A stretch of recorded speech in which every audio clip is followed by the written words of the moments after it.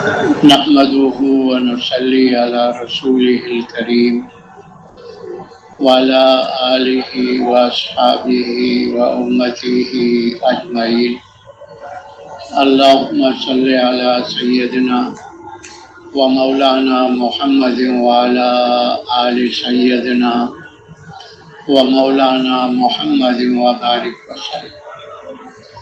أما بعد فأعوذ بالله من الشيطان الرجيم. بسم الله الرحمن الرحيم. والعصر إن الإنسان لفي خسر إلا الذين آمنوا وعملوا الصالحات وتواصوا بالحق وتواصوا بالصبر. وقال الله سبحانه وتعالى: كنتم خير أمة أخرجت للناس تأمرون بالمعروف وتنهون عن المنكر وتؤمنون بالله. وقال النبي صلى الله عليه وسلم: بلغوا عني ولو آية. وقال النبي صلى الله عليه وسلم: لغدوة في سبيل الله أو روحة خير من الدنيا وما فيها، أو كما قال عليه الصلاة والسلام. بھائیو دوستو، اللہ رب العزت نے انسانوں کی دونوں جہانوں کی کامیابی اپنے پورے دین پر چلنے میں رکھی. اللہ رب العزت نے انسانوں کی کامیابی کو نہ ملک کے ساتھ جوڑا ہے، نہ مال کے ساتھ جوڑا ہے، اور نہ ہی دنیا کے اس پھیلے ہوئے ساز و سامان کے ساتھ جوڑا ہے، بلکہ اللہ رب العزت نے انسانوں کی دونوں جہانوں کی کامیابی کو اپنے پورے دین کے ساتھ جوڑا ہے. ہر زمانے میں جو انسان کامیاب ہوئے ہیں وہ دین اسلام کی برکت سے ہی کامیاب، اور آئندہ بھی جو انسان کامیاب ہوں گے وہ بھی دین اسلام ہی کی برکت سے کامیاب. گزشتہ زمانے میں جو انسان بھی ناکام ہو کر گئے ہیں، ان کی جو ناکامی کا سبب بنا کہ انہوں نے اللہ کے دین کو چھوڑا اور اپنی جی چاہی اور من چاہی پر چلے، تو اللہ نے ان کو دنیا اور آخرت میں ناکام فرما دیا. اور یہی اللہ کی سنت جاریہ قیامت تک کے لیے کہ آئندہ زمانے میں جو انسان جس حیثیت کا ہوگا، اگر اللہ کے دین کو چھوڑ کر اپنی جی چاہی اور من چاہی پہ چلے گا، تو جیسے اللہ رب العزت نے پہلوں کو ناکام کیا، ایسے ہی اللہ رب العزت ان بعد والوں کو بھی ناکام کرنا. اللہ رب العزت نے اس امت کے سامنے گزشتہ قوموں کے اور امتوں کے واقعات کو ذکر فرمایا، اور یہ اس لیے ذکر فرمایا کہ ان قوموں نے اور امتوں نے اس دنیا کے نقشوں پر محنت کی اور اللہ کو اور اللہ کے دین کو چھوڑ دیا، تو اللہ نے ان کو دنیا اور آخرت میں ناکام فرمایا. تو اس امت کے سامنے اللہ پاک نے ملک والوں کا بھی ذکر کیا ہے، جیسے نمرود پوری دنیا کا بادشاہ گزرا ہے، جیسے حامان یہ نمرود کا فرعون کا جو ہے وزیر تھا، فرعون ملک مصر کا بادشاہ گزرا ہے، شداد، ایسی بخت نصر. یہ بڑے بڑے بادشاہ گزرے ہیں لیکن ناکام ہو گئے. ان کے مقابلے میں داؤد علیہ السلام بادشاہ بھی تھے، نبی بھی تھے. سلیمان علیہ السلام بادشاہ بھی تھے، نبی بھی تھے. یوسف علیہ السلام بادشاہ بھی تھے اور نبی بھی تھے. تو ان کی کامیابی کا سبب دین تھا، بادشاہت نہیں تھی.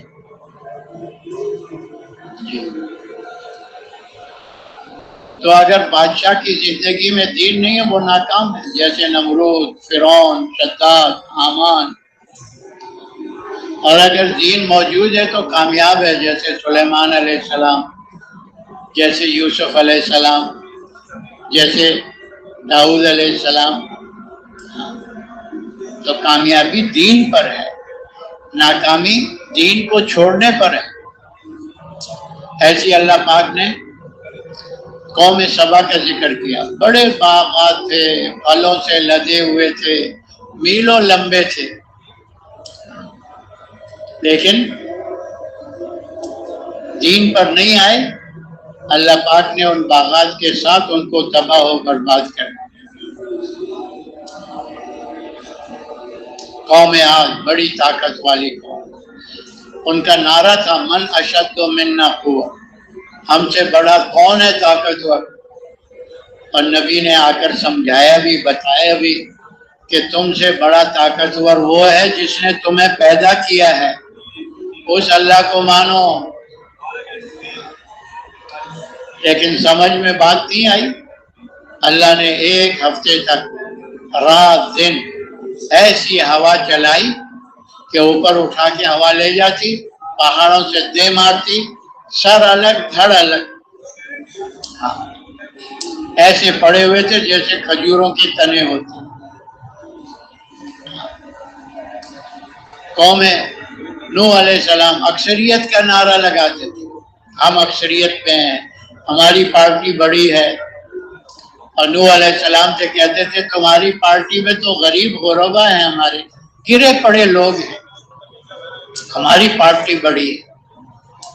پھر کیا ہوا؟ اللہ نے ایسا طوفان بھیجا، زمین سے بھی پانی، آسمان سے بھی پانی، اور سب کی جڑوں کو اللہ نے کاٹ دیا، صفحہ ہستی سے بٹا دیا. قوم صالح علیہ السلام بڑی ٹیکنالوجی، پہاڑوں کے اندر کھود کھود کر گھر بناتے تھے. نبی نے کہا اللہ کو مانو، اللہ کی مانو، لیکن بات سمجھ میں نہیں آئی، اپنے گھمنڈ میں رہے. اللہ نے ایک فرشتے کی چیخ سے کلیجوں کو پھاڑ دی. شعیب علیہ السلام کی قوم تجارت پیشہ، ساری دنیا کی منڈیوں پر ان کا قبضہ، لینے کے پیمانے اور تھے، دینے کے پیمانے اور تھے. ڈنڈی مارتے تھے ناپ تول میں. نبی نے آ کر کہا کہ بھائی پورا تولو، پورا لو، پورا دو. انہوں نے کہا ہمارے قصوں میں ہاتھ نہ ڈالو، اپنا کام کرو. پھر کیا ہوا؟ اللہ نے بادل بھیجا اور اس میں سے آگ برسا دی اور قوم کو تباہ و برباد کر دیا. تو یہ واقعات اللہ پاک نے اس امت کے سامنے اسی لیے ذکر کی کہ ملک و مال.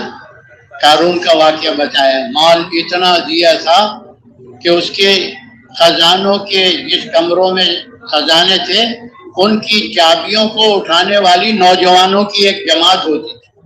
بتاؤ چابیاں اتنی تھی تو کمرے کتنے تھے، ان کمروں میں خزانہ کتنا تھا. تو اللہ نے یہ بتایا نہ ملک میں کامیابی ہے، نہ مال میں کامیابی ہے، نہ دنیا کے ان ساز و سامان اسباب میں کامیابی ہے. کامیابی اللہ کے حکموں کو پیارے نبی کے طریقے سے پورا کرنے میں ہے.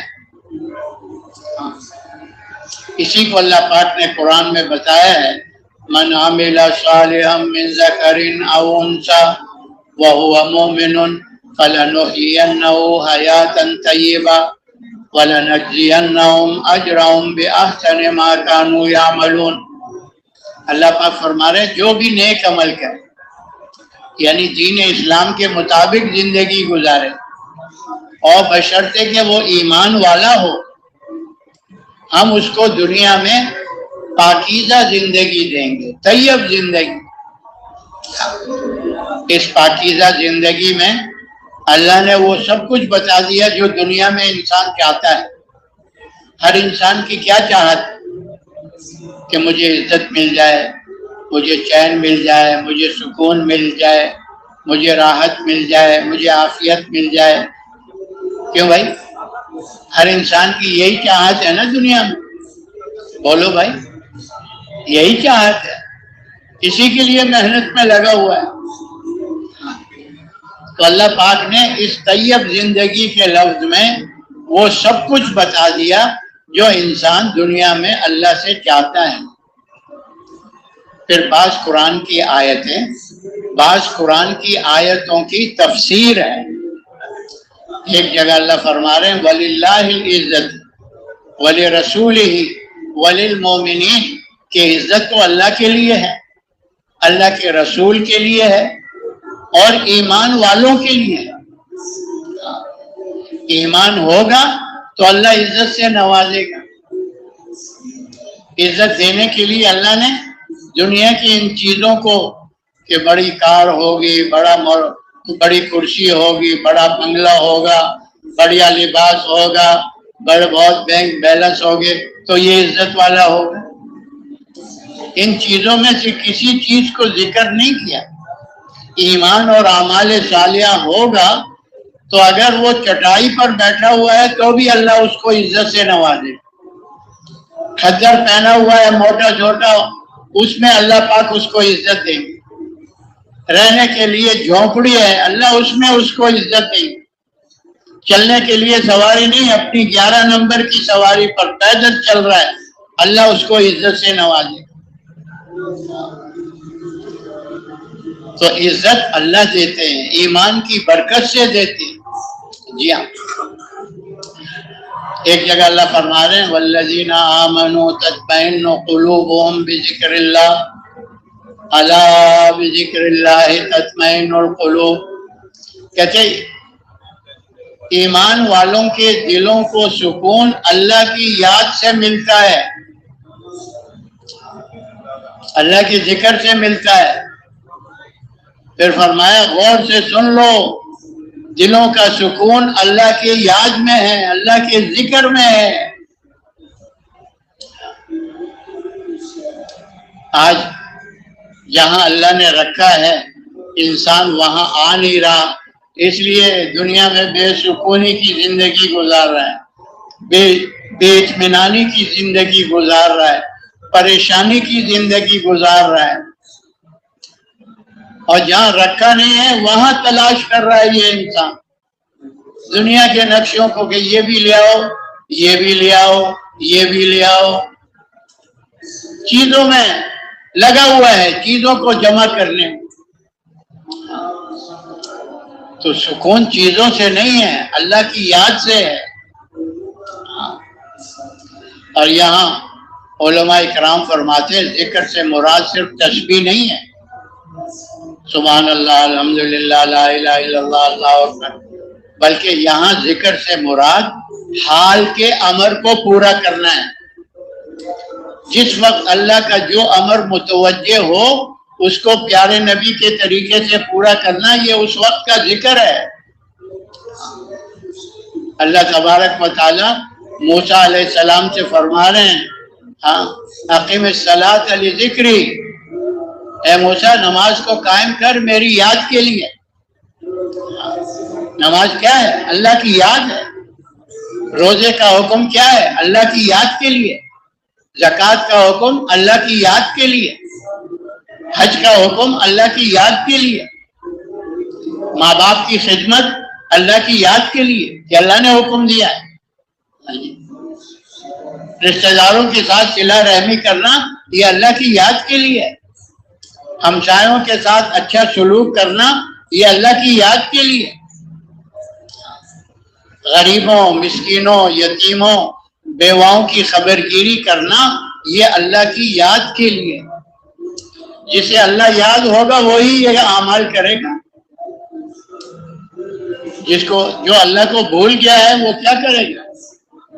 نہ نماز ہوگا، نہ روزہ ہوگا، نہ زکات ہوگی، نہ حج ہوگی، نہ باقی احکامات ہوگی۔ تو یہاں ذکر سے مراد حال کے امر کو پورا کرنا۔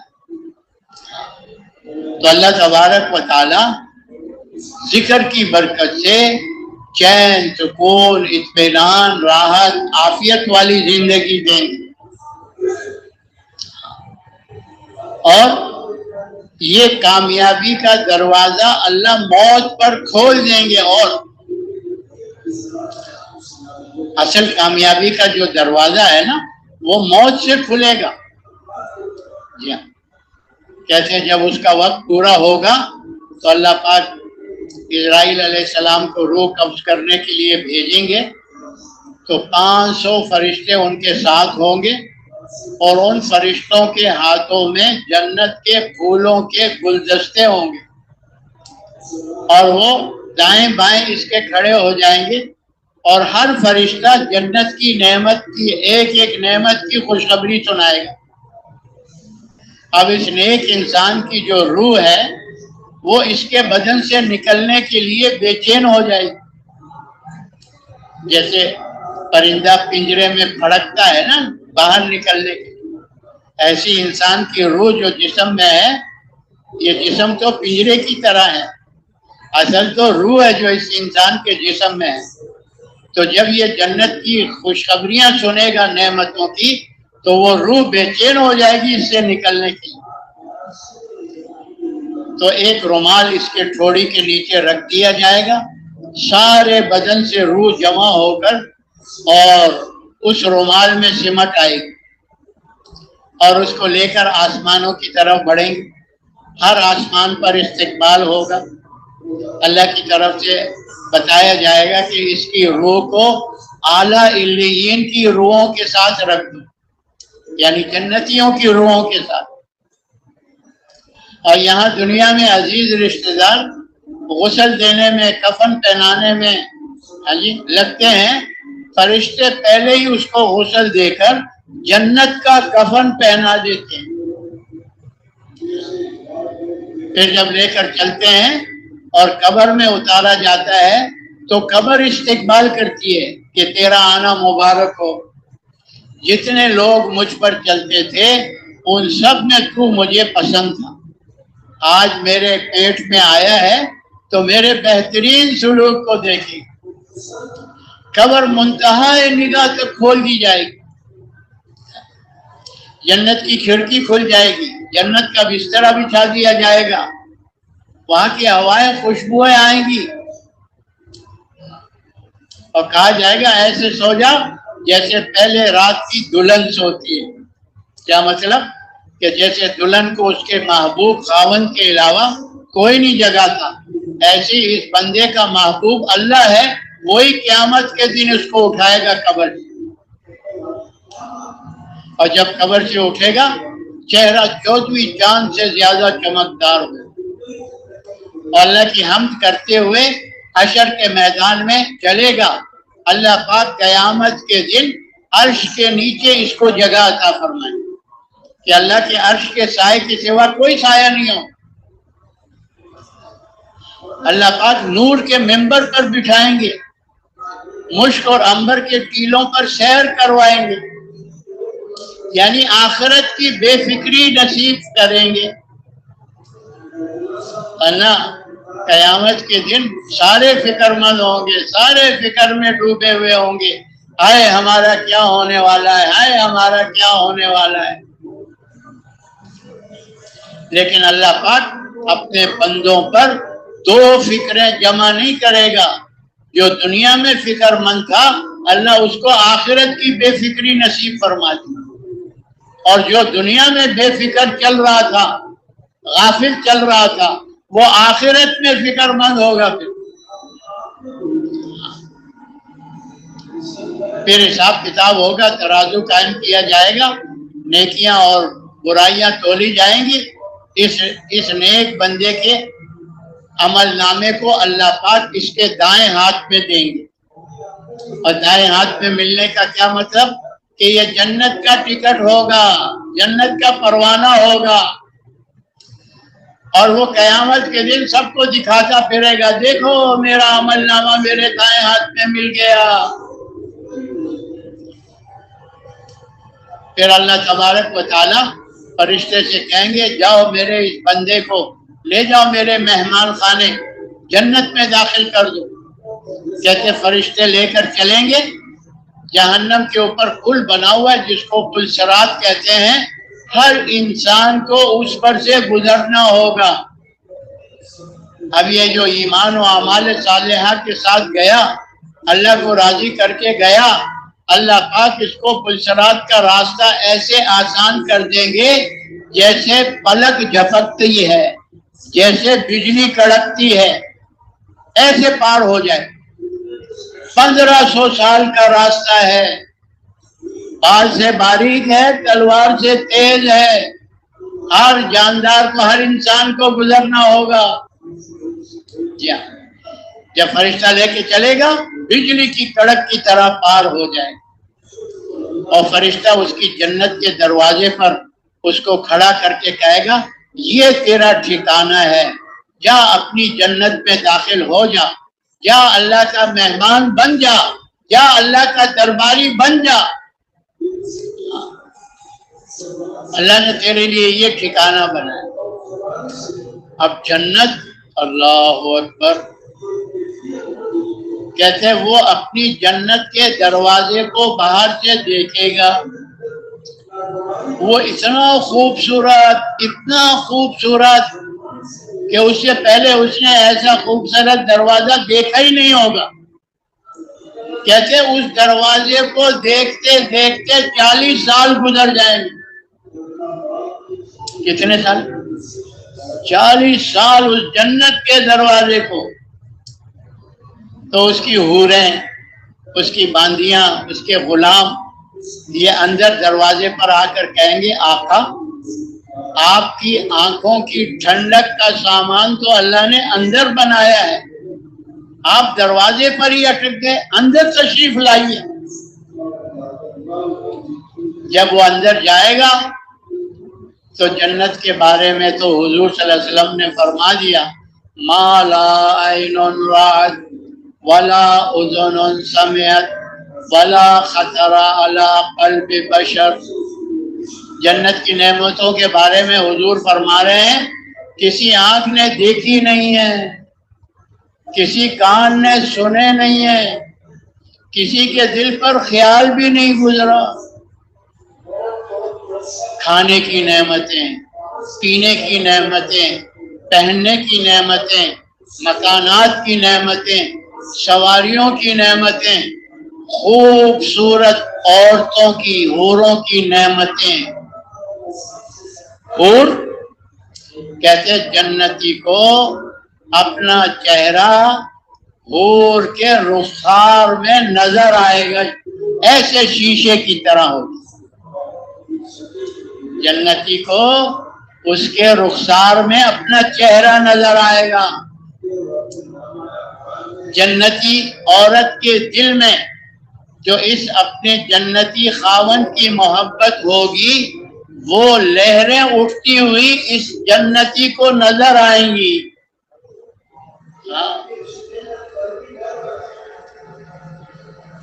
جی ہاں، موٹی موٹی آنکھوں والی، انار کی طرح اٹھے ہوئے پستان والی۔ ہاں، یہ نہیں ہوگا کہ اب یہ جو ہے استعمال ہو رہی ہے، اب یہ ہو رہی ہے جو ہے بوڑھی ہوتی جا رہی ہے، نہیں۔ کہتے ایک معانقہ جو جنتی اپنی جنتی بیوی کے ساتھ ایک معانقہ کرے گا 70 سال کا معانقہ ہوگا۔ کتنا؟ 70 سال۔ وہاں سستی مستی نہیں ہوگی۔ اور جب بھی ملے گا ایسا ملے گا جیسے پہلے رات کی دلہن ہوتی ہے۔ وہ ایک نہیں، کم سے کم ادنا جنتی کو 70 حوریں ملیں گی۔ ایسی بڑھتی بڑھتی کہتے ہیں نبیوں والی جنت میں جو حوریں ہیں وہ 26 لاکھ والے، اور ان کے پڑوس میں اس امت کے دائیوں کو جو جگہ ملے گی، دعوت کے کام کرنے والوں کو، ان کی جنت میں 25 لاکھ حوریں ہوں گی۔ تو کہتے ہیں نا 60 ہزار ان دروازے ہوں گے، اور ہر دروازے کے سامنے 60 کمرے ہوں گے، اور ہر کمرے میں 70 مسیریاں ہوں گی، اور ہر مسیری پر ایک حور بیٹھی ہوئی ہوگی۔ ہاں، کھانے کی نعمتیں آدمی دنیا میں تصور نہیں کر، دنیا میں بڑھیا سے بڑھیا کھانا کھا لے، جنت کے کھانوں کے مقابلے میں ایسے ہے جیسے ایک آدمی کھا کر کر دیتا ہے، الٹی کر دیتا ہے۔ اب یہ الٹی والا کھانا کتنا دوسرے کھانے سے بدبودار خراب نظر آتا ہے، ایسے دنیا کا بڑھیا سے بڑھیا کھانا جنت کے کھانوں کے مقابلے میں اتنی بھی حیثیت نہیں، اور ایک دسترخوان پر ہزاروں نعمتیں ہوں گی کھانے پینے کی، ہزاروں۔ اور وہاں آدمی بھوک کے لیے نہیں کھائے گا، پیاس کے لیے نہیں پیے گا، بلکہ لذت حاصل کرنے کے لیے کھائے گا پیے گا، مزے کے لیے کھائے گا پیے گا۔ اور پھر کلو 2 کلو کی بات نہیں ہے، فرماتے ہیں منو کھائے گا، ٹنو کھائے گا، منو ٹنو، یہ ایک دسترخوان پر کھائے گا، اور وہ اس پر بوجھ نہیں بنے گا کہ اس کی وجہ سے پھر باہر تقاضے پہ جانا ہو۔ جنت پاک جگہ ہے، وہاں پر تقاضے مقاضے ایسے نہیں ہوں گے، خوشبودار ڈکار آئے گی، سارا منو ٹنو ہضم ہو جائے گا، ایک خوشبودار ڈکار پھر کھائے گا، پھر کھائے گا۔ کیسے جنت میں 2 ہی کام ہوں گے جنتی کے، یا تو دسترخوان پر ہوگا یا بسترخوان پر ہوگا۔ کہاں پر ہوگا؟ آج جماعتوں میں کہتے ہیں بھائی بس یہی ہے، دسترخوان بسترخوان، دسترخوان بسترخوان۔ یہ تو جنت میں ہوگا، جنت میں، جنت میں تو ایسی زندگی کامیابی والی، اور پھر وہاں سے باہر کہیں نہیں جائے گا، یہی ٹھکانہ ہوگا۔ اور اس کے مقابلے میں آدمی دنیا میں دین کو چھوڑ کر زندگی گزارے گا نا، تو اللہ پاک فرماتے من اعرض عن ذکری فإن له معیشة ضنکا، کہ جو ہمارے ذکر سے اعراض کرتا ہے نا، ہم اس کی دنیا کی زندگی کو تنگ کر دیتے ہیں۔ آج دیکھ لو نا، لوگوں کے پاس دنیا کے نقشے بھرے ہوئے ہیں، کیوں پریشان ہیں؟ 10 بیٹوں کا باپ ہے، کیوں پریشان ہے؟ بڑی کرسی پر بیٹھا ہوا ہے، کیوں پریشان ہے؟ بڑے مربے، بڑے کارخانے ہیں، کیوں پریشان ہے؟ بڑے بینک بیلنس ہے، کیوں پریشان ہے؟ کیوں کہ اللہ کے ذکر سے منہ موڑ دیا ہے، اللہ نے چین سکون کو چھین لیا ہے، اللہ نے تنگ کر دیا ہے، تنگ، سب کچھ کے ہوتے ہوئے پریشان پھر رہا ہے، ذلیل ہو رہا ہے، بے سکون ہے۔ اور پھر یہ پریشانی، ذلت، رسوائی تو تھوڑی ہے دنیا کی، یہ موت پر ختم ہو جائے گی۔ موت پر جو تنگی شروع ہوگی نا، وہ بڑھتی چلی جائے گی۔ کہتے ہیں کہ فرشتے آئیں گے نا روح نکالنے کے لیے، بڑی تکلیف کے ساتھ روح کو نکالا جائے گا، کھینچ وہ نکلنے ہی نہیں چاہے گی، کیونکہ آگے مصیبت نظر آئے گی اس کو، تو کھینچ کر نکالا جائے گا، اور پھر آسمانوں میں لے جائیں گے نا، وہیں سے حکم ہوگا پھینک دو اس کو اصحاب سجین کی روحوں کی طرف، جہنمیوں کی روحوں کی۔ اور یہاں رشتہ دار غسل اور کفن دینے میں لگیں گے نا، فرشتے پہلے اس کو غسل دے کر جہنم کا کفن پہنا دیں گے۔ جب قبر میں اتاریں گا، قبر کہے گا بدبخت کیوں آ گیا تو؟ سب میں زیادہ تجھ سے مجھے نفرت تھی، آج میرے پیٹ میں آیا ہے تو میرے سلوک کو دیکھ۔ کہتے قبر اتنی تنگ ہو جائے گی کہ اس کی مردے کی پسلیاں ایک دوسرے میں ایسے گھس جائیں گی، ایسے گھس جائیں گی، اتنی قبر تنگ ہو جائے گی، 99 اژدہا مسلط ہو جائیں گے۔ قبر میں جہنم کی کھڑکی کھل کے بدبو سڑان آئے گی، جہنم کا آگ کا بستر اس کے نیچے ہوگا، اب یہ پریشان ہوگا جہنم قبر کے اندر۔ اس لیے حضور نے فرمایا قبر کو مٹی کا ڈھیر نہ سمجھو، یا یہ جنت کے باغوں میں سے باغ ہے یا جہنم کے گڑھوں میں سے گڑھا ہے، اس کو مٹی کا ڈھیر نہ سمجھو۔ کہتے جب اس بدبخت کو اٹھایا جائے گا نا قبر سے، چہرہ سیاہ ہوگا، ہائے افسوس، ہائے شرمندگی کے نعرے لگا رہا ہو، اور پھر قیامت کے دن سورج کے نیچے اللہ کھڑا کر دے گا، اپنے گناہوں کے بقدر اپنے پسینے میں ڈوبا ہوا ہوگا، ہائے افسوس، ہائے شرمندگی کے نعرے لگا رہا ہوگا، روئے گا، کتنا روئے گا کہ اس میں کشتیاں چل پڑیں گی، پانی کے آنسو ختم، خون کے آنسو روئے گا، پھر وہ ختم، پیپ کے آنسو روئے گا، لیکن وہ رونا اس کے کام نہیں آئے۔ کہتے دنیا میں اللہ کے خوف سے ان دو آنکھوں میں سے ایک ایک قطرہ آنسو کا بہا دینا اس بڑی جہنم کو بجھانے کے لیے کافی ہے۔ دو آنسو کے قطرے دنیا میں، اور آخرت میں سمندروں برابر روئے گا لیکن وہ رونا کام نہیں آئے گا۔ اور پھر اللہ سختی سے حساب لیں گے، زندگی بتا کہاں لگائی، جوانی کہاں لگائی، مال کیسے کمایا، کہاں خرچ کیا، اپنے علم پر کیا عمل کیا، یہ سارے سختی سے پوچھے جائیں گے سوال۔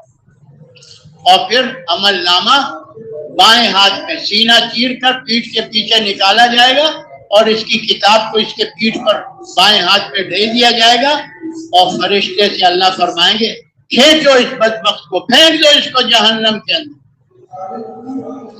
کیسے فرشتے منہ کے بل گھسیٹیں گے، منہ کے بل، اور پلسراج پر کھینچیں گے، ٹکڑے ٹکڑے ہو کر جہنم کی وادی میں پہنچ جائے گا۔ جہنم کیا ہے؟ جیسے جنت اللہ کا مہمان خانہ ہے، ایسے ہی جہنم اللہ کا جیل خانہ ہے۔ جیسے جنت کی نعمتوں کو آدمی دنیا میں تصور نہیں کر سکتا، ایسی جہنم کی تکلیفوں اور عذابوں کا دنیا میں آدمی تصور بھی نہیں کر سکتا۔ حدیث شریف کا مفہوم ہے کہ جہنم کی آگ اس دنیا کی آگ سے 70 درجے تیز ہے۔ کتنے؟ 70 گنا تیز ہے۔ جیسے ایک جہنمی کو جہنم کی آگ سے نکال کر اس دنیا کی آگ میں ڈال دیا جائے تو اس کو نیند آ جائے۔ بتاؤ کوئی ایک انگارہ اپنے ہاتھ پہ اٹھا سکتا ہے؟ ایک چنگاری نہیں برداشت کر سکتا، اور جہنمی دنیا کی آگ میں سو جائے گا۔ بتاؤ تو جہنم کی آگ کتنی سخت ہوگی، وہاں کی بھوک، وہاں کی پیاس، بھوک پیاس اتنی لگے گی کہ اگر ساری مخلوق کی بھوک پیاس کو جمع کرو نا، ایک جہنمی کی بھوک پیاس کا مقابلہ نہیں کر سکتی۔ اسی لیے تو وہ جہنم کا جو کڑوا ہے نا، کانٹے دار زخم، وہ کھا جائے گا، گلے میں اٹک جائے گا، بھوک ہوگی، پھر پانی مانگے گا، پانی تو ہے نہیں۔ یہی جہنمیوں کے جسم سے جو خون اور پیپ نکل رہا ہے، یہی کھولتا ہوا ماؤن حمیم، ماؤن شدید، یہ پلایا جائے گا، اور وہ بھی اتنا کھولتا ہوا ہوگا، وہ پیالہ اس کے سامنے کیا جائے گا، پیاس اتنی سخت ہوگی کہ وہ پیالے کو منہ کے قریب کرے گا، نیچے کا ہونٹ ناف پر لٹک جائے گا اس کے بھاپ سے، اوپر کا نو ہونٹ یوں کنپٹی کی طرف چلا جائے گا. ہاں پھر بھی وہ اس گرم کھولتے ہوئے پانی کو پی لے گا. پھر کیا ہوگا؟ ساری آنکھیں فارغ ہونے کے راستے سے جہنم کے اندر نکل پڑیں گی، ساری آنکھیں پھیل جائیں گی.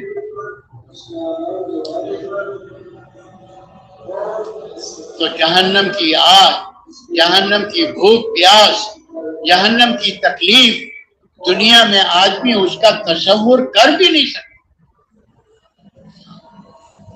کہتے جہنمی کا جسم اتنا بڑا اللہ پاک کر دیں گے کہ اس کی ایک ڈاڑھ، یہ بڑا دانت جو ہے، ایک ڈاڑھ احد پہاڑ کے برابر ہوگی. احد کا پہاڑ 9 میل ہے، 9 میل، ایک ڈاڑھ. تو بتاؤ بتیسی کتنی ہوگا، اس کا چہرہ کتنا ہوگا، نیچے جسم کتنا ہوگا. اور جلتا رہے گا، بنتا رہے گا، وہاں ختم نہیں ہوگا.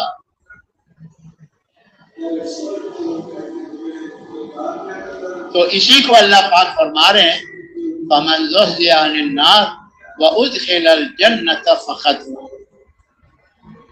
جو قیامت کے دن جہنم سے بچا لیا گیا اور جنت میں داخل کر دیا گیا، بس یہ انسان کامیاب ہو گیا. آج تو نعرے لگ رہے ہیں نا، میں کامیاب، میں کامیاب، میں کامیاب. وہ تو کل پتہ چلے گا گھوڑے پر سوار تھے یا گدھے پر سوار تھے، وہ تو کل پتہ چلے گا. تو کامیابی کا جو راستہ ہے، نہ ملک ہے، نہ مال ہے، نہ دنیا کے یہ ساز و سامان ہے. کامیابی کا راستہ اللہ کا دین ہے، یعنی اللہ کے احکامات کو پیارے نبی کے طریقے سے پورا کرتے ہوئے زندگی گزارنا. اس میں اللہ نے دنیا اور آخرت کی کامیابی رکھی. اب دین کہتے کس کو ہیں؟ دین کہتے ہیں انسان کو جو سر سے لے کر پیر تک کا یہ جسم اللہ نے دیا ہے، اس میں مختلف اعضاء بنائے، آنکھیں، کان، زبان، دماغ، دل، ہاتھ، پیر. ان اعضاء سے متعلق اللہ نے احکامات دیے. ان اعضاء کو اللہ کے حکم کے مطابق استعمال کرنا، جیسے پیارے نبی نے طریقہ بتایا ہے، اس کا نام دین ہے. اور اس کو اپنی مرضی سے استعمال کرنا، یہی بے دینی ہے. اللہ تبارک و تعالیٰ قرآن پاک میں حضور صلی اللہ علیہ وسلم کو حکم دے کر فرما رہے ہیں قُلْ لِلْمُؤْمِنِينَ يَغُضُّوا مِنْ أَبْصَارِهِمْ وَيَحْفَظُوا فُرُوجَهُمْ. نبی جی ان مومن مردوں کو کہہ دو اپنی نگاہوں کو جھکا کر چلیں اور پاکیزہ زندگی گزاریں، اپنے آپ کو گندگی میں ملوث نہ کریں. کیا مطلب؟ کہ اللہ کی حرام کردہ چیزوں کو نہ دیکھیں، اللہ کی حرام کردہ طریقے کے خلاف اپنے خواہش کو پورا نہ کریں. تو اب اگر انسان وہ دیکھتا ہے جس سے اللہ نے منع کیا، یہ بے دینی ہے. اور اگر اس سے رکتا ہے، نہیں دیکھتا، یہی دین. اللہ کے حکم سے دیکھنا، اللہ کے حکم سے نہ دیکھنا. ایسی زبان سے متعلق اللہ نے حکم دیا ہے سچ بولو، جھوٹ نہ بولو. سچ بولنا کیا ہو گیا؟ دین. اور جھوٹ بولنا بے دینی ہوگی. کانوں سے اللہ نے حکم دیا ہے کہ اچھی باتیں سنو، اس سے غلط باتیں نہ سنو، گانے نہ سنو، ساز نہ سنو، غیر محرم عورتوں کی آوازیں نہ سنو. اب اگر اس سے اچھی باتیں سن رہا ہے تو یہ کیا بن رہا ہے؟ اور اگر غلط سن رہا ہے تو بے دینی. ایسی ہاتھوں سے متعلق اللہ نے حکم دیا ہے کہ اس کو خیر کے کاموں میں استعمال کرو، لوگوں کی بھلائی میں استعمال کرو. اور اگر اس سے غلط کاموں میں استعمال کریں گے تو وہ دین بنے گا، یہ بے دینی بنے گی. پیروں سے متعلق اللہ نے حکم دیا یہاں چلو، یہاں نہ چلو. اب جہاں چل رہا ہے اللہ کے حکم سے دین بنے گا، اور جہاں سے اللہ نے منع کیا وہ کیا بنے گا؟ تو سر سے لے کر پیر تک کے جسم کو اللہ کے احکامات پیارے نبی کے طریقے سے پورا کرنا، اس کا نام دین ہے، اور اس کو اپنی جی چاہی سے استعمال کرنا یہ کیا ہو گیا؟ بے دین۔ تو دین پر چلنے سے اللہ انسان سے راضی ہو جاتا ہے، اور جس انسان سے اللہ راضی ہو جائے نا، اللہ اس کی دنیا بھی بنا دیتے ہیں، اللہ اس کی آخرت بھی بنا دیتے ہیں۔ اور جب انسان بے دینی پر چلتا ہے تو ایسے انسان سے اللہ ناراض ہو جاتے ہیں، اور جس انسان سے اللہ ناراض ہو جائے اللہ اس کی دنیا بھی بگاڑ دیتے ہیں، اللہ اس کی آخرت بھی بگاڑ۔ تو اب یہ جو دین ہے نا، یہ انسانوں کی زندگی میں محنت سے آتا ہے۔ قرآن کریم میں اللہ پاک کا ارشاد ہے والذین جاہدوا فینا لنہدینہم سبلنا وان اللہ لمع المحسنین۔ اللہ پاک فرما رہے ہیں جو ہمارے دین کے لیے جد و جہد کرتے ہیں، کوشش و محنت کرتے ہیں، ہم ان کو ہدایت کے راستوں پہ چلا دیتے ہیں۔ کیا مطلب؟ کہ دین پر چلنے کے لیے ہدایت کے نور کی ضرورت ہے۔ جس دل میں اللہ ہدایت کا نور ڈال دیتے ہیں نا، اس سینے کو اسلام پر چلنے کے لیے کھول دیتے ہیں۔ وَيَشْرَحُ صَدْرَهُ لِلْإِسْلَامِ، اللہ ان کو شرح صدر نصیب فرمائے۔ الحمدللہ یہدیکم اللہ ویصلح۔ کیا مطلب؟ جیسے سیدھے راستے پہ چلنا آسان ہوتا ہے، اللہ ایسے ان کے لیے دین پہ چلنا آسان کر دے۔ اور جب ہدایت کا نور نہ ہو تو پھر یہ انسان دین پہ چلنا اتنا مشکل سمجھتا ہے جیسے آسمان پہ چڑھنا مشکل سمجھتا ہے۔ جیسے بھلا آسمان پر بھی کوئی چڑھ سکتا، کیوں کہ اللہ کفر و شرک کی وجہ سے سینے کو تنگ کر دیتے۔ یا کلمہ تو پڑھ لیا لیکن فسق و فجور میں گناہوں میں لگا رہا، وہ ایمان کی ہدایت کی چنگاری جو تھی وہ ان گناہوں کی راکھ میں دب گئی۔ ایسے مسلمان کو بھی دین پہ چلنا اتنا مشکل معلوم ہوگا جیسے آسمان پہ چڑھنا مشکل معلوم ہوگا۔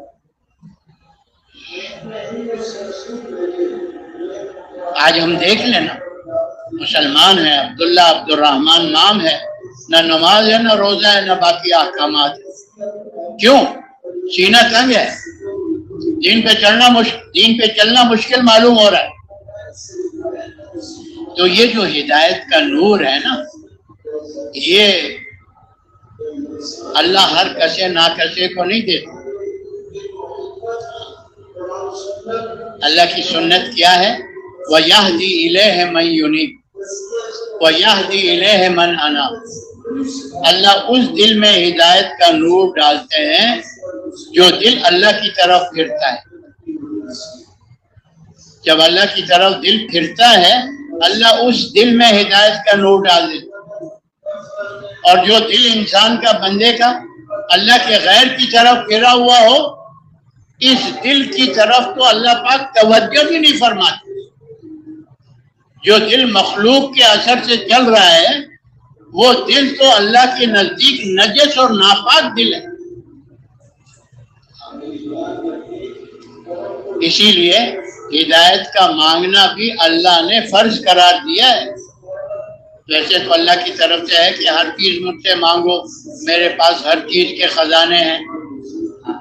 حضور نے بھی فرمایا کہ بڑی سے بڑی چیز بھی اللہ سے مانگو، چھوٹی سے چھوٹی چیز بھی اللہ سے مانگو۔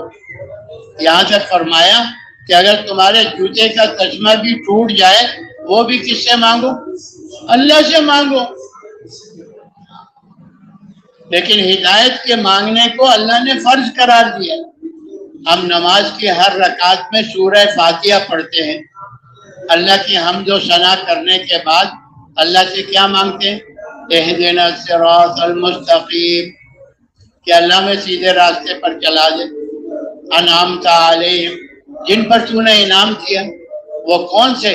نبیین، صدیقین، شہداء، صالحین، یہ ہدایت یافتہ لوگ تھے، یہ کامیاب لوگ تھے۔ پھر آگے کہتے ہیں غیر المغضوب علیہم ولا الضالین آمین، اے اللہ جن پر تیرا غضب ہوا اور جو گمراہ ہوئے یہ یہود و نصارہ، اے اللہ ان کے راستے سے ہم میری حفاظت فرما۔ پھر کہتے ہیں آمین۔ تو ہدایت کا مانگنا اللہ نے فرض قرار دیا، اور بے طلب کو اللہ ہدایت نہیں دیتی۔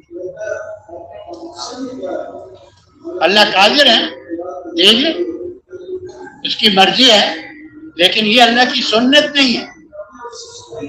تو اللہ تبارک و تعالیٰ نے اس ہدایت کے محنت کے لیے نبیوں اور رسولوں کو بھیجا۔ جب قوم گمراہ ہو جاتی نا تو ان سے دین رہ جاتا، جی چاہی من چاہی پہ چل پڑتے، تو اللہ ان میں نبی بھیجتے تھے، اور نبی آ کر دعوت کی محنت فرماتے تھے۔ اور جب وہ دعوت کی محنت فرماتے تھے نا تو اللہ ان کی قربانیوں کو قبول کر کے ان کی امت کو ہدایت دے دیتا، اور ہدایت کے ملنے پر وہ دین پر چلنے والے بن جاتے۔ جب وہ دین پر چلتے اللہ اپنے وعدوں کو پورا کرتا ہے، دنیا میں طیب زندگی اور آخرت میں بڑے بڑے انعامات۔ تو نبی چلے جاتے، حق کی دعوت رک جاتی، شیطان کی باطل دعوت چلتی رہتی ہے۔ وہی جو دین پر چل رہے تھے، ہدایت پر تھے، شیطان ان کو پھر گمراہ کر دیتا، پھر ان سے دین رہ جاتا اور جی چاہی من چاہی پہ چل پڑتے۔ تو اللہ تبارک و تعالی دوسرے نبی کو بھیج دیتے، وہ نئے سرے سے پھر محنت کرتا، پھر ہدایت ملتی، دین پر چلتے، اللہ ان کو دنیا اور آخرت میں کامیاب کر دیتا۔ اور جب نبی چلا جاتا پھر حق کی دعوت رک جاتی، شیطان پھر گمراہ کر دیتا تھا ان کو۔ تو یہ ایک نبیوں کا سلسلہ اللہ رب العزت نے آدم علیہ نبینا علیہ الصلوۃ والسلام سے چلایا۔ ہمارے اور آپ کے نبی حضرت محمد صلی اللہ علیہ وسلم تک اللہ نے جاری رکھا۔ آپ صلی اللہ علیہ وسلم کو اللہ رب العزت نے خاتم النبیین بنا کر بھیجا، رحمت للعالمین بنا کر بھیجا، کافۃ للناس بشیرا و نذیرا بنا کر بھیجا۔ آپ پر اللہ نے نبوت کے دروازے کو بند فرما دیا، اب آپ کے بعد کوئی نبی نہیں آئے گا، نہ ذلی نہ بروجی۔ جو بھی آپ کے بعد دعویٰ کرتا ہے کافر ہے، کذاب ہے، جھوٹا ہے۔ آپ کے بعد کسی کو نبوت نہیں ملے گی۔ تو اب انسانیت تو قیامت تک آتی رہے گی، اور نبی اور رسول کوئی آنے والا نہیں ہے، تو آنے والی نسلوں کی رہبری رہنمائی کون کرے گا؟ تو ہمارے بڑے فرماتے ہیں اللہ رب العزت نے نبوت کے دروازے کو تو بند فرمایا ہے، لیکن کار نبوت کو اللہ پاک نے بند نہیں فرمایا۔ کار نبوت قیامت تک جاری و ساری رہے گا جب تک اللہ چاہیں گے۔ پہلے یہ ذمہ داری اللہ نبیوں کو دے کر بھیجتے تھے، اب ختم نبوت کی برکت سے یہ ذمہ داری اللہ نے امت محمدیہ صلی اللہ علیہ وسلم کے ذمہ لگائے۔ اس امت کو اللہ فرما رہے ہیں کنتم خیر امت، اے امت محمدیہ تم بہترین امت ہو۔ کیوں؟ اخرجت للناس، لوگوں کی بھلائی کے لیے نکالے گئے ہو۔ وہ بھلائی کیا ہے؟ تامرون بالمعروف، ارے نیکی کی طرف، دین کی طرف بلاتے ہو، وتنہون عن المنکر، گناہوں سے، بے دینی سے روکتے ہو، وتؤمنون باللہ، اور اللہ کی ذات پر ایمان رکھتے۔ ایک آیت میں اللہ پاک حضور صلی اللہ علیہ وسلم کو حکم دے کے فرما رہے ہیں قل هذه سبیلی ادعو الی اللہ علی بصیرۃ انا ومن اتبعنی وسبحان اللہ وما انا من المشرکین۔ نبی جی اپنی امت کو بتا دو ھذہ سبیلی، یہ میرا راستہ ہے، چل پھر کر لوگوں کے پاس جا کر ادعو الی اللہ، اللہ کی طرف بلاتا ہوں، ادعو الی دین اللہ، اللہ کے دین کی طرف بلاتا ہوں، علی بصیرۃ، پورے یقین کے ساتھ میری دعوت ہے کہ یہی دین والا راستہ کامیابی کا ہے، علی بصیرۃ، پورے یقین کے ساتھ میری یہ دعوت ہے۔ اللہ فرما رہے آگے بھی ان کو بتاؤ، انا ومن اتبعنی، یہ میرا بھی کام ہے اور جس نے میرا اتباع کیا ان کا بھی یہی کام ہے۔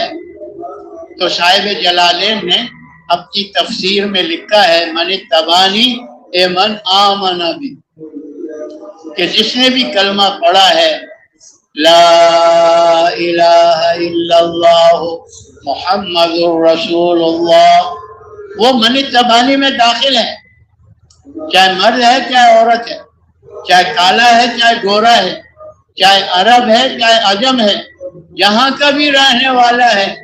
اب اس کی ذمہ داری ہے کہ خود بھی پورے دین پر چلنا ہے اور اس پورے دین کو پوری دنیا میں پہنچانا ہے۔ حجۃ الوداع کے موقع پر دین کے مکمل ہونے کی آپ کو خوشخبری سنا دی، آپ نے وہی صحابہ سے فرمایا فَلْيُبَلِّغْ الشَّاهِدُ مِنْكُمُ الْغَائِبَ، حاضرین اب اس دین کو غائبین تک پہنچاؤ، نکل پڑے اللہ کے دین کو دنیا میں پہنچانے۔ تو بھائی حضور صلی اللہ علیہ وسلم کی ختم نبوت کی برکت سے اس امت کو دین بھی ملا ہے اور دین کی محنت بھی ملی، بندگی بھی ملی ہے اور نمائندگی بھی ملی ہے۔ اور ہمارے بڑے کہتے ہیں جب تک امت دین کی محنت کر رہی تھی تو خود بھی پورے دین پر تھی اور پورا دین پوری دنیا میں پہنچ رہا تھا، اور جب سے امت نے اس محنت کو چھوڑا ہے تو دوسروں تک تو دین پہنچانا دور کی بات ہے، مسلمان کی زندگی سے دین نکلتا چلا جا رہا ہے، مسلمان کے گھر سے، مسلمان کی دکان سے، مسلمان کے دفتر سے، مسلمان کے شعبہ زندگیوں سے دین نکلتا چلا جا رہا ہے۔ تو یہ جو اللہ کے راستے میں نکلنا ہے وہ اسی عالی محنت کو سیکھنے کے لیے ہے جو ختم نبوت کی برکت سے اللہ نے اس امت کو دیا، اور یہ 4 مہینے سیکھنے کے لیے۔ کیسے 4 مہینے میں پہلے چلے میں اترتا ہے زنگ اور دوسرے چلے میں آتا ہے، چڑھتا ہے دل پر رنگ، صبغت اللہ، صبغت اللہ، ومن احسن من اللہ صبغہ، اللہ والا رنگ چڑھتا ہے، اور تیسرے چلے میں آتا ہے ڈھنگ۔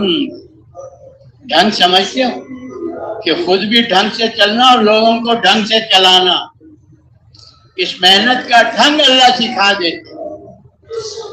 تو 4 مہینے تو اس کام کے ابتدائی طور پر سیکھنے کے لیے ہیں، یہ کرنے کے لیے اور سیکھتے ہوئے کرنے کے لیے موت تک یہ کام ہمارا، اس لیے ہمارے بڑے کہتے ہیں اس کام کو کرتے کرتے مرنا ہے، اور مرتے مرتے آواز نہیں ہے، کرتے کرتے مرنا ہے اور مرتے مرتے سب تیار ہو۔ پکی بات ہے، اس مجمع میں تو ایسے ساتھی ہیں چلہ لگا کے جا رہے ہیں، 20 دن لگا کے جا رہے ہیں، 10 دن لگا کے جا رہے ہیں۔